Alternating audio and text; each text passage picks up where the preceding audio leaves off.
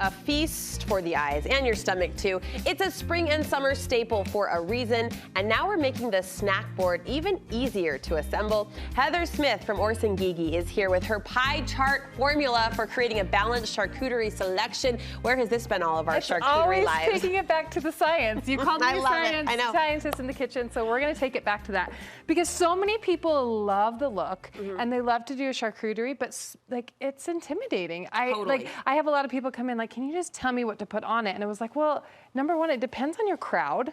Number two, it depends on your board, you know? And so like, I could tell you to put all these great things and you're like, well, actually I'm feeding 15-year-olds. Yeah. It's like, scratch the brie cheese, put all cheddar, because they're just trying to fill their stomachs, right? Well, and I kind of get it, because I think most foodies, by definition, if we were to stereotype, they're recipe collectors, right? They're used to following these specific measurements and formula, and a charcuterie is more about, you know, creative expression of the brie or whatever you're putting on there. But you have boiled it down to a formula, so give it to us. Well, because if I was going to be doing this board, it's going to be very different than this really large board. So if I were to say, okay, buy a pound of cheese, buy a pound of meat, you know, whatever this is, it's not going to really be the same ratio. So what we've determined is really it's 20% of each of the types of items. So the first one is meat. That's a traditional charcuterie. Charcuterie is meat. And so we always want to make sure we include that. And then the cheese, so 20% meat, 20% cheese. And then we've got 20% of like pretzels or breads or, you know, things that you can put in with the meats and cheeses. Vehicles. Because exactly. You're trying to get those into your mouth. And then you're doing fruits and vegetables. So we love to do a combination of fresh fruits, dried fruits, peppers, you know, some things, pickles, things that are going to add contrast, because you don't know necessarily what everyone's tastes are. So you can include those things in there. 20% fillers, just the extras? Yes. And so this is where you can have a lot of fun. You can put pistachios, you can put olives, you can put chocolate. You know, we love to incorporate all the different types of things, totally depending on what you're doing. If you're doing a baby shower, maybe go a little bit more on the sweet side. Or if you're doing a Super Bowl party, go savory. What's your one-time, all the way around favorite item to load on your charcuterie board? Say it. So we were just talking. I am a sucker for the cheese curd. And I don't know if this is a Utah thing. Me too. I'm over here popping them during the commercial break. I love this. But really quickly, I talk some of these. Will you put these gloves on? I'm going to show you, because one of the best parts about a charcuterie board is really like the levels of texture and design and having fun with it. So when you're doing dips and things like sauces, put them in cute little bowls and put them in with a nice spreader rather than just the jar sitting next to it. It's going to add some fun. What am I doing? We are going to make this beautiful salami rose. And so when I'm looking at different meats, again, have some fun, variety, and colors. So we've got turkey and different types of salami here. But let me get it to you. I'm turning. Hold on. Instead of just laying them flat, we're going to make a rose. Now, we can thank the wonderful world of TikTok for this great invention. But all I'm going to have you do is just take these and press them against a wine glass. Now, you can take a regular drinking cup. You're just wanting something with kind of a rim. Yep, and you're just going to go around and create a fun design. This is, And the tighter that you put them on there, it's going to be a little bit like closer rose. But if you want it to kind of just be loose on there, just have some fun. And I hope I gave you enough salami. If not, we'll take some of these bigger pieces. Oh, sorry, am I getting too No, you're great. You're great. Okay, keep going? Yep, just keep going around. And generally, they have those like thin packs of meat at like the deli. I will just take those, and it's usually about the right amount. We're going to combine meat today. Why not? Why not?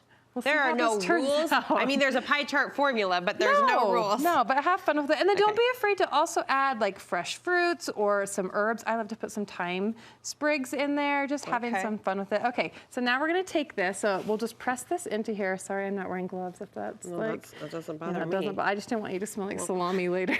It's a good friend. A good friend doesn't want you to smell like salami. Let's put that on a bumper sticker somewhere. Now you're going to take the stem of the glass and you're just going to flip it out onto your hand.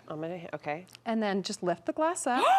Look at this beautiful rose you now have. Give her a little tuck, but look at that. That's cool. And then your guest will just take from the top, and it just slowly kind of unravels this flower. But it makes it such a pretty presentation versus just laying salami out on a tray. Totally. Now we have to talk, we're going to get into a couple of different boards you've got for us. This is so gorgeous though, and I want you to spell out this big guy underneath. We'll call her a lady because she's got some girth though. This is like as big as a car tire. Yeah, so when I was bringing it out, I was like, oh man, this is massive. This is like a board that you could definitely use for a decorative piece behind your stove, kind of as a eye, like catching your eye. But we want you to actually use it. Yeah. We fed about 60 people of a charcuterie board. So if you're having a big wedding or something, this is a statement board of statement boards. And fill it full of fun things. If you're doing chocolates and treats, like, it's so fun to fill it full of sweets. Because everyone wants a party piece like this now in their stash. I mean, charcuterie boards entered the scene a couple years ago. We were like, oh, fun trend. No, they're staying around for the reasons you described. This is actually a really affordable piece. It's $130 and it's teak wood, and so it's really lightweight. It's got really great character to it. It's beautiful. We have so many great boards at Orson Gigi where it's like if you want a fun little leaf shape or if you want something, a big bold statement, there's all sorts of and now we're layering boards. Yes. Both behind the backsplash, like you talked about, and also in the presentation, which I think is so fun. Love that. What's happening over here? This is just another version of what we've got here. And so instead of, because I kind of put this out as like a pie chart, you can see it in sections.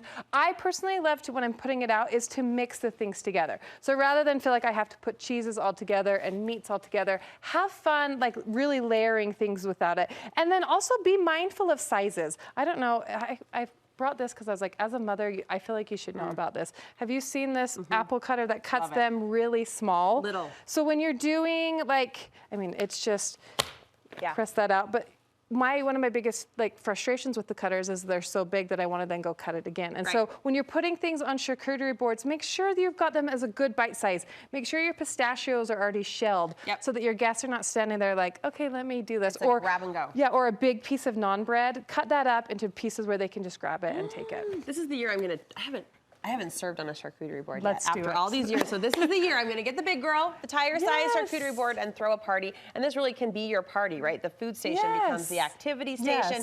It's all bundled together. Don't forget the chocolate. Orson Gigi can hook you up with all of the tools and supplies that you'll need. Where can we connect with you? Just gigi.com, and we've got it all on our blog and fun videos on our Instagram showing you how to do all this. All right, make sure you're clued into their Instagram. Fun things happening there always. Thanks for the salami-free You're welcome. scent on my hands. All right.